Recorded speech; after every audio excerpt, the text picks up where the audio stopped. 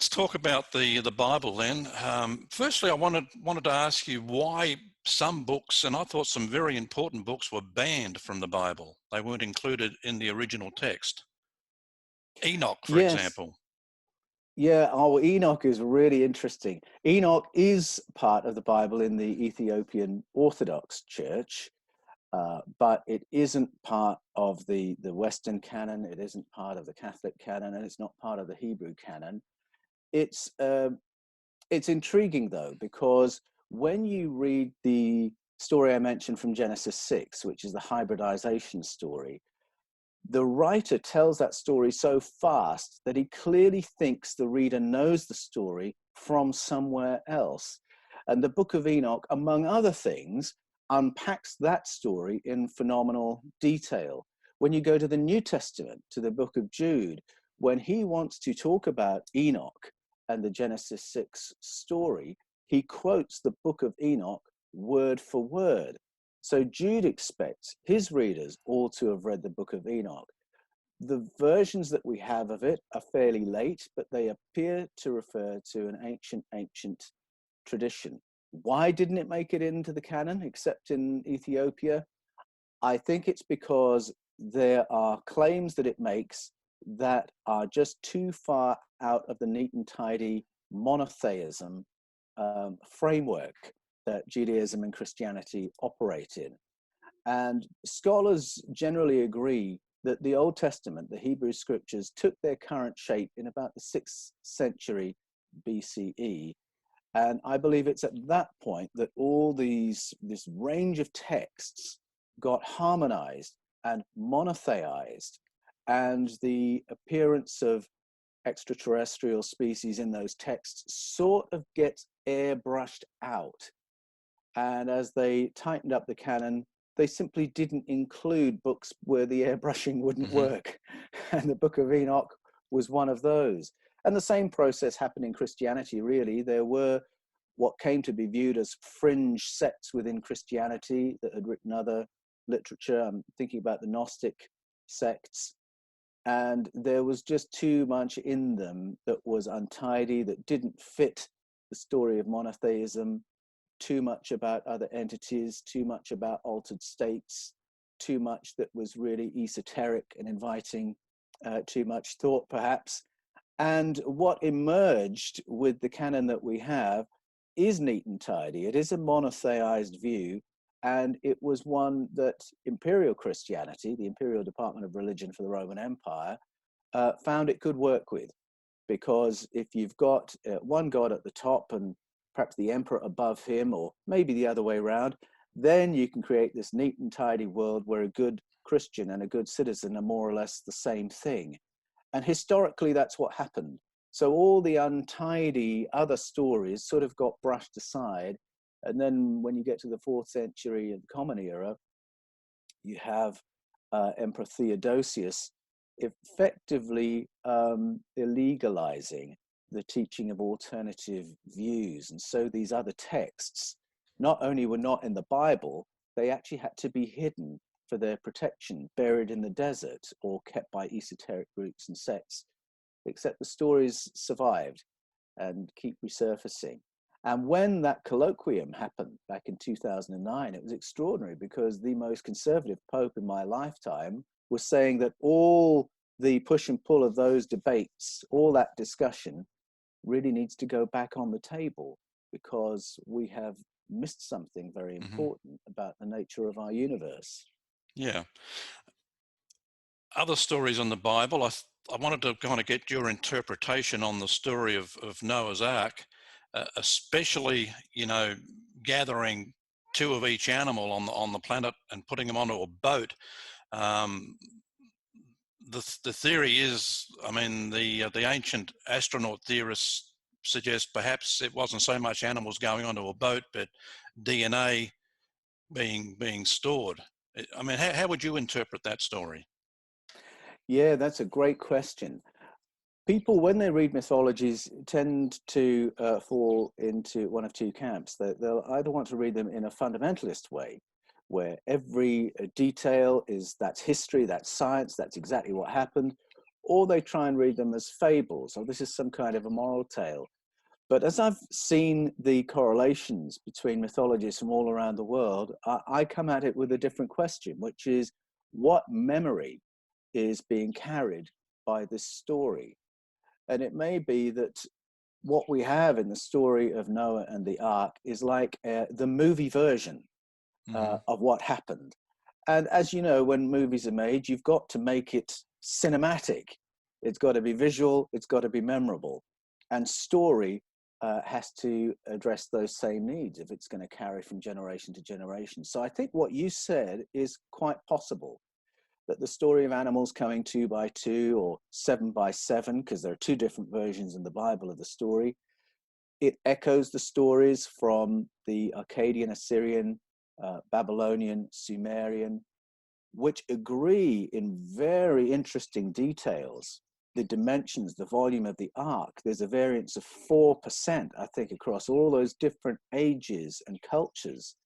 So you see that and you think, well, there's something in this. You certainly see the dependence of the cultures, but maybe there's something very factual in here. But I agree with the view that what we're looking at certainly is a survival plan, and it may not have been a huge floating zoo with every species on the planet. It may have been Zeusudra, Atrahasis, Utnapishtim, Noah, his family, and his farm. Or it may have been everything in seed form, the seed form of all the plant life you'd need, the seed form of all the animals that they'd need. And read some other versions of that story from around the planet, and that kind of rings true to me. There's an amazing story from the Zulu tradition, the story of Unkulunkulu. The first man on earth is the story.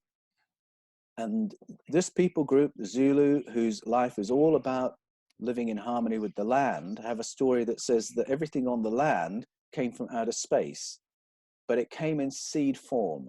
It came in seed pods. And it's a very cinematic story in itself, but it's interesting to me that it goes to that concept. Not all the animals stepping out of spaceships onto the planet, but things arriving in seed form and developing here. And so it's in that kind of a way that I would look at the story of Noah. Something happened that's been recalled all around the world, and it may have been a little bit less cinematic than the version we know. Another story, and again, you know, as a child, it kind of always bothered me, was the story of Jonah being swallowed by the fish and being able to survive 3 days inside a fish, which we all know is impossible, because I think, you know, within the first day, you'd be broken down by the stomach acid in the fish. But I mean, was it more likely that he was picked up by a UFO? Well, something I have discovered since researching Escaping from Eden is that there are stories all around the world, but in particular from the southern cone of South Africa, all up the western seaboard of Africa, into the Caribbean, out to Brazil, and then as far east as the Philippines. Stories of abductions of humans from near the water who are taken to underwater bases.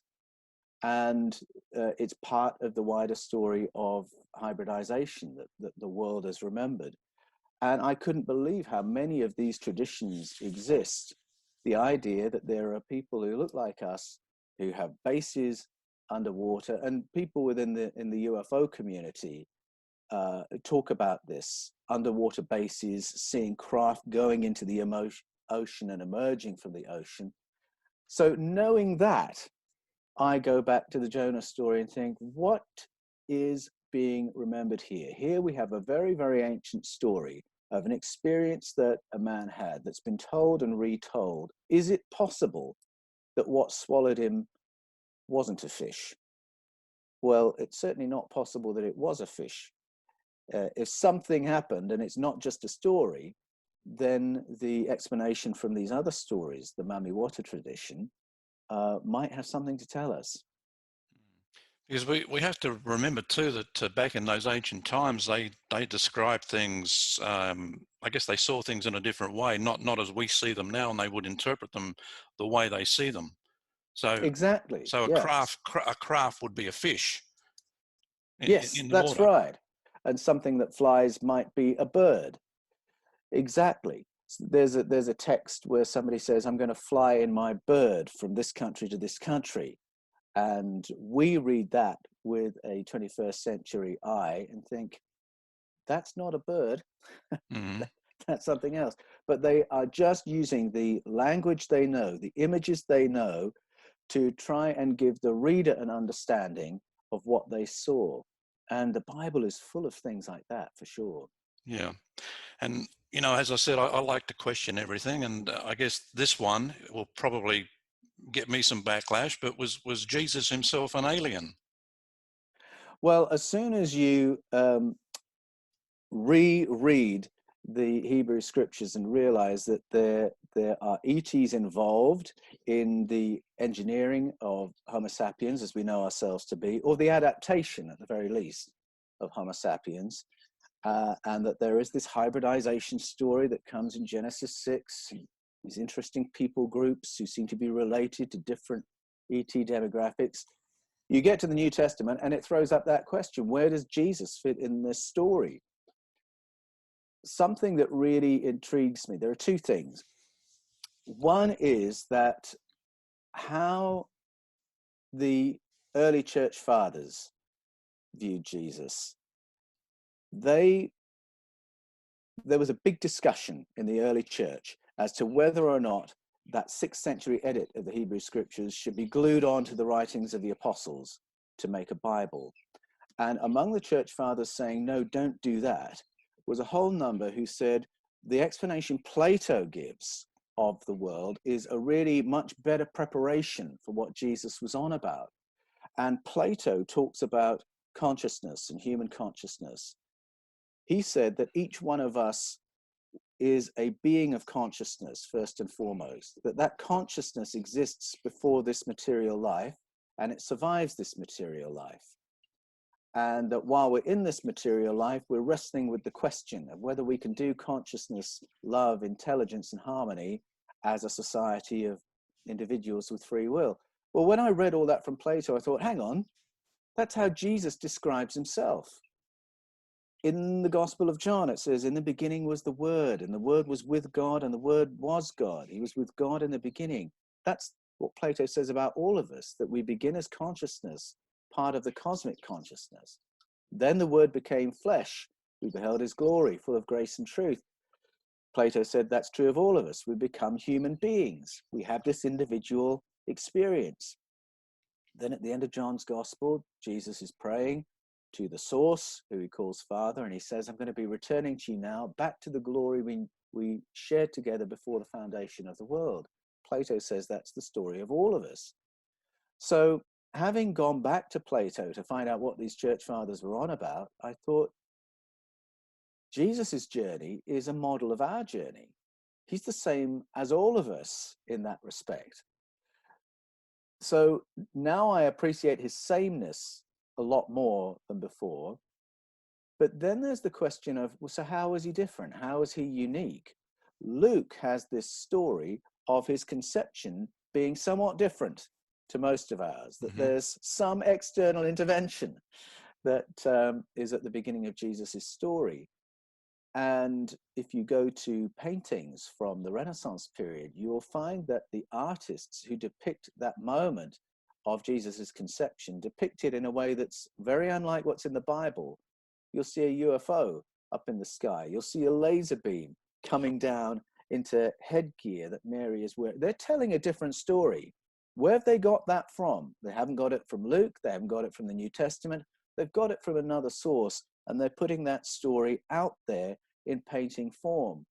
So when I look at that, I ask the question, is Jesus more conscious of his cosmic origins and his cosmic return because there was some intervention that made him different? People talk about star children, which is a story of children who have emerged somewhat different because there's actually been some intervention in their conception and gestation that involves contact with our neighbors. And as soon as you start listening to that and realizing that's a huge story and an ancient story, you go back to the story of Jesus and you think, well, he's definitely one of those. Mm-hmm. And again, Luke carries the story of this light leading the Magi to Jesus's house. If that is not a star, which it clearly isn't, a star can't take you to a house, then you're looking at what we now call a UAP. And if there was UAP interest in this baby Jesus, again, that hints at the possibility there's a more direct connection with our ET origins and our ET wider family. So now I would say, yes, I think Jesus falls in that star child category. And that's part of why he had this higher level of consciousness, why he had this incredible and unique role in our history as a society. Speaking of higher level of consciousness, are you familiar with the CE5 community? The close. No, I'm not. No, tell me Well, of about course, that. I mean, they're all about the higher consciousness and making contact with ET, but in a very benevolent way, and meeting ET on their level of consciousness. And there's certainly a strong argument now that, of course, disclosure's been in the news for for 3 or 4 years now, and perhaps the key to disclosure is the CE5 community, and maybe ET is trying to get us to a point where we're on the same level of consciousness as they are, so they can communicate with us on that level. But there are so many people now who are coming out and talking about their experiences, and I'm not talking about thousands, we're talking about millions. Yes. So it's quite fascinating. Paul, what about the Bible itself? Do you think it's been written before, maybe several times? Do you think this might be the third, fourth, or fifth time around for us? Well, I think fourth or fifth time around for us as a civilization. Hmm. Yeah, well, let me go to that part of the question, because we do have in the Bible texts that are very, very ancient.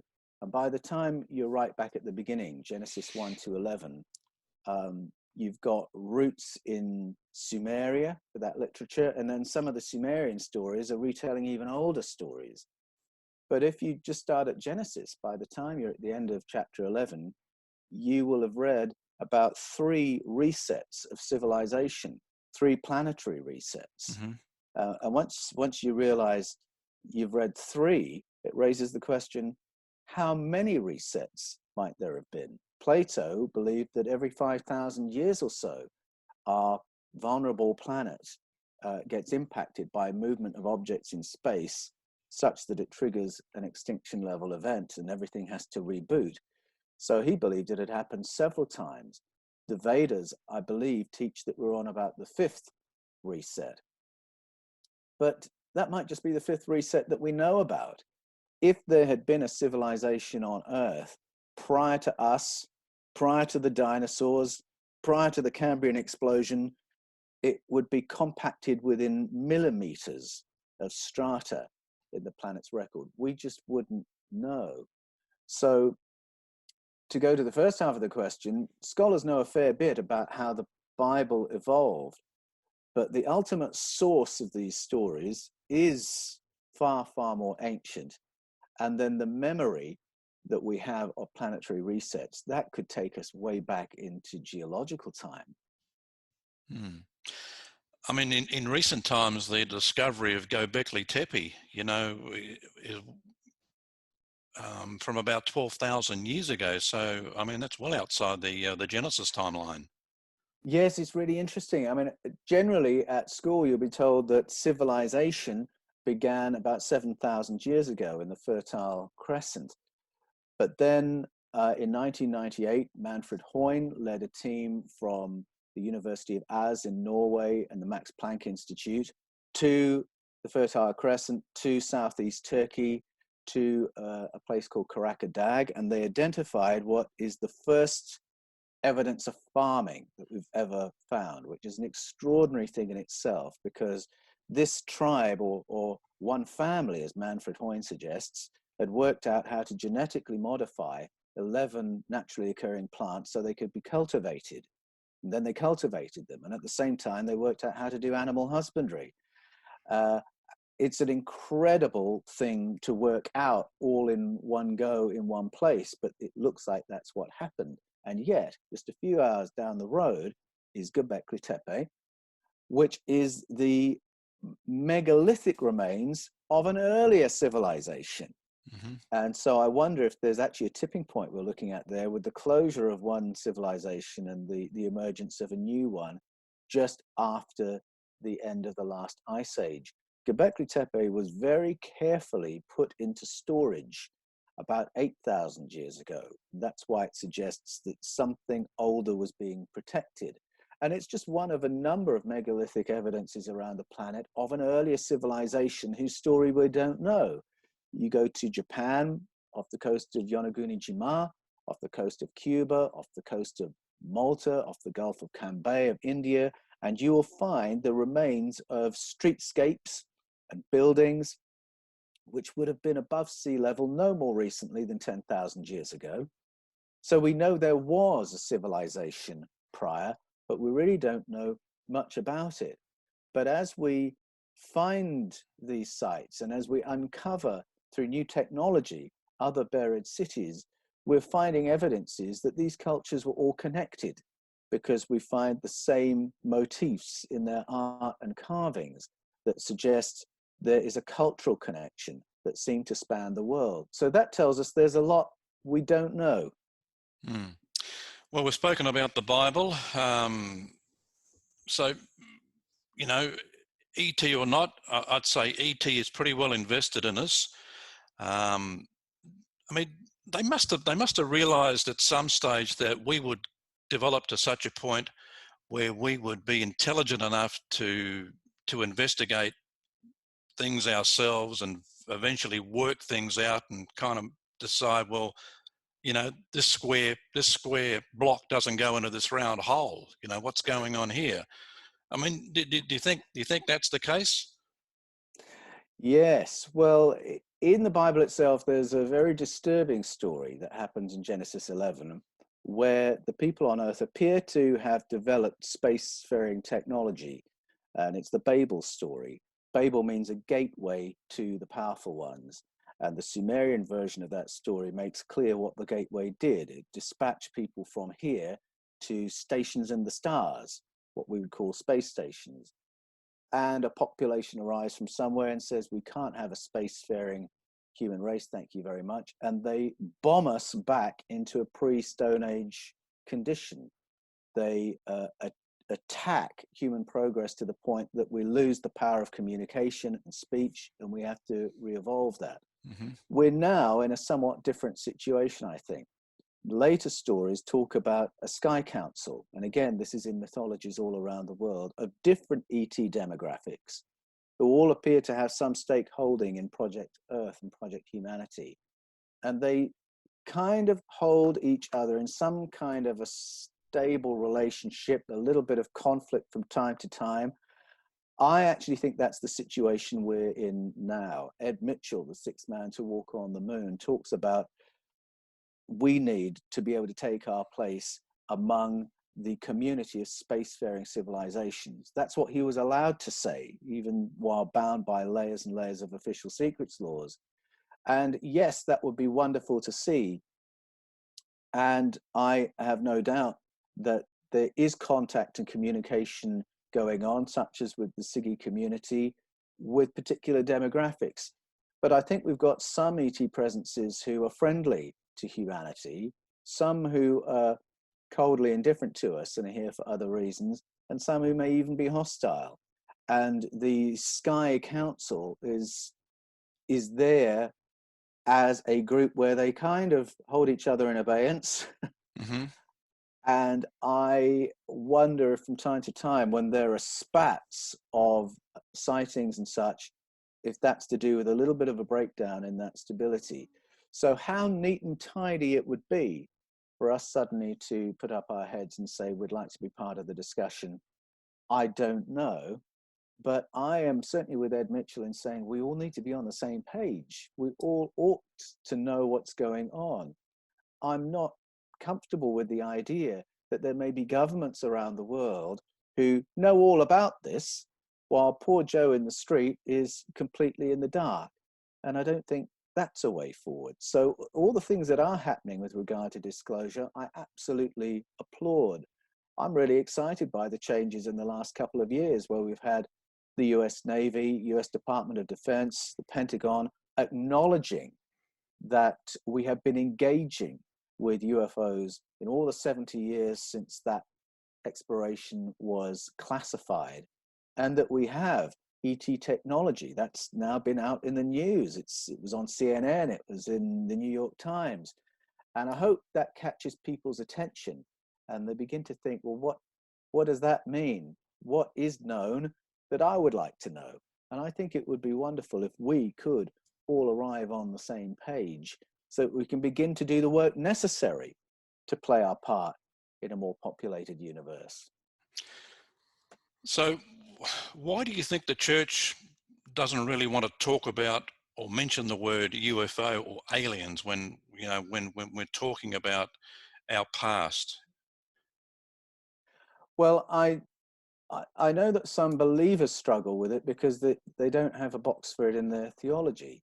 And that was my worldview for a long time. I believed in God, the devil, angels, demons, humans, animal, vegetable, mineral, and nothing else. And so if you hear a story about something else, you try and squeeze it into one of those boxes. And so I do come across people from time to time from church quarters who, if they hear something they can't deny in terms of ET contact, they'll say, well, that must be demonic. Or they'll say, well, that must be an angel and you're just calling it an alien. And they can't quite do business with it. And that's why I think that colloquium in 2009 was so important. The senior exorcist for the Roman Catholic Church, Monsignor Corrado Balducci, stood up and said, when people report ET contact, abduction experiences, they are not describing a demonic encounter, and it's not a psychotic break of some kind. They're describing a totally different kind of entity, one that merits serious study. And I think the church and the believers need to get a hold of that and realize that's the case. All we have to do is to read our ancient texts with a bit more careful translation and realize it's been in our tradition and in our literature from the very beginning. And we have to have other boxes and other categories in order to see what we're seeing and understand what's going on. Yeah. So if disclosure ever happens in our lifetime, full disclosure, and ET says, hey, we're here, we've been here all the time, do you think the fractured religion or religious boxes will collapse and suddenly we'll all become just the one religion? When we talk about religion collapsing, if there is disclosure, is that what they're talking about? Well, people often suggest that might happen. Obviously, the colloquium was part of the Roman Catholic Church preparing itself for that moment. In fact, they gave every appearance. They thought some disclosure was going to be made by another authority, and they wanted to get in first so that they could say, oh, don't you remember we talked about this? There's really no issue. And in a sense, I think there is no issue. I think Christianity can accommodate what's going on if it will have an honest conversation about it. Islam can say, we knew about this. We have the tradition of the jinn. Other religions around the world have other language for it. The Duatas, the Dili Ingonata, they have words for these things, the Mamiwata. And so I don't think it would blow apart world religions. Whether or not that's a good thing is another question. I think the greater challenge of a sudden disclosure would be the political implications. If people suddenly woke up to the fact that we've been lied to and manipulated and things covered up to the extent that there have been, I think the trust in authority would be the real hot potato. And I think that's why there isn't going to be a big disclosure moment from government. I think what's happening is a soft disclosure process. Mm-hmm. Where bit by bit, drip by drip, we're getting the picture. We're hearing now from the DOD. We're hearing now from the US Navy. We're hearing now from the Pentagon. So that by the time it becomes inescapable and we're all realizing we're not alone, we will have all more or less worked it out from the things that have been dripped. And I think that's happening in order to avoid this sudden shock, horror, I've been lied to, what do I do now kind of moment. Yeah. So Escape from Eden. So you talk about most of what we discussed here in the book and more. Oh yes, Escaping from Eden. It begins in the texts. It begins in Genesis. It goes from there to the sources, Sumerian, Babylonian, Akkadian, Assyrian. It goes from there to mythologies around the world. But then it goes to contemporary areas of science as well. DNA research in particular. Neurology is another fascinating one. Archaeology, astronomy. And it finds that there are correlations in these fields that really confirm that we are in a populated universe, we're part of a wider ET family, and that we cannot understand who we are until we are willing to hear what those stories have to tell us and understand that there is memory in it. Yeah. So Yeah. all that's there. And where that leads, what really excites me about it is the question of human potential. If that's who we are, what does that mean is possible for us? And I'm really intrigued by the fact that the cultures that have curated this story of ET contact, ET adaptation of our ancestors, those cultures all have shamanic and mystical traditions aimed at elevating our consciousness. Part of the story of our development is that those who intervened in our evolution upgraded us, and then downgraded us so that we could be more easily managed. Mm-hmm. And that downgrade is a wonderful and fascinating moment. And it just hints at the possibility we can re-upgrade ourselves, be more intelligent, more conscious, and live a different and better life because of it. And that excites me, the idea that we can have a better human experience, live better as a society and better as human beings, and have a more empowered and deeply interesting life because of it. What about a follow-up to the book? Will there be one? I'm working on it right now. And in that, we drill down a bit deeper into some of these stories, but there's a lot more first-person connection in the sequel, where I'm going directly to the experts who are doing the research and relating to my own story of why it is that the author is particularly driven in this topic. So watch this space. That'll be coming out. We're aiming for springtime next year for the sequel. Great. Escaping from Eden, available at, I guess, all good bookstores, online as well, Amazon, from your website? Absolutely. Yes, you can follow its progress on paulanthonywallis.com. That's Anthony with an H, Wallis, W-A-L-L-I-S, paulanthonywallis.com. Go to fifthkind.tv for the website where we host our documentaries. You can also find Fifth Kind TV on YouTube and the Paul Wallis channel on YouTube as well. Paul's been a fascinating discussion. Hope we can have you on again in the not too distant future. Thanks very Definitely. much. Thanks, Dean, for having me on. It's been great fun. Great. Thanks, Paul Wallis, joining us today.